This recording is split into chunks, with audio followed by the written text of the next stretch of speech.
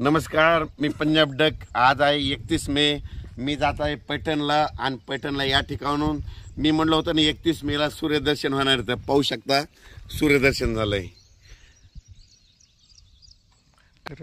राज्यातल्या शेतकऱ्यांना सांगू इच्छितो की तुम्ही काय करा, आज 31 मे पासून 6 जून पर्यंत तुम्ही शेताचे कामे करून घ्या, कारण की आता 2 दिवसात वापसा होणार आहे। शेत तयार करून घ्या, कारण की तुमच्यासाठी एक आनंदाची बातमी म्हणजे 6 दिवसामध्ये तुम्ही काय करा, शेतीचे सगळे काम आटपून घ्या। 7 जून नंतर आपल्या महाराष्ट्रामध्ये परत पावसाला सुरुवात होणार आहे, म्हणून हा अंदाज लक्षात घ्यायचा।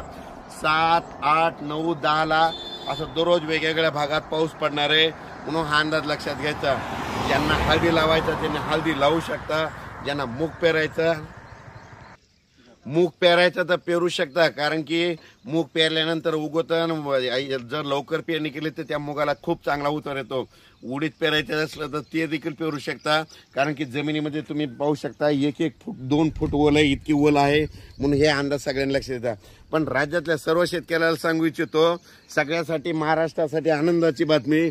आपल्या महाराष्ट्राची पेरणी मी म्हणलं होतं ना 27-28 जूनच्या शेवटच्या आठवड्यात सगळ्या महाराष्ट्रातले शेतकरी सोयाबीन पेरायला दिसतील, मूग पेरायला दिसतील, कापूस लागवड करायला दिसतील, म्हणजे सगळ्यासाठी आनंदाची बातमी। जून अखेर सगळ्या महाराष्ट्राची पेरणी होऊन जाणार आहे।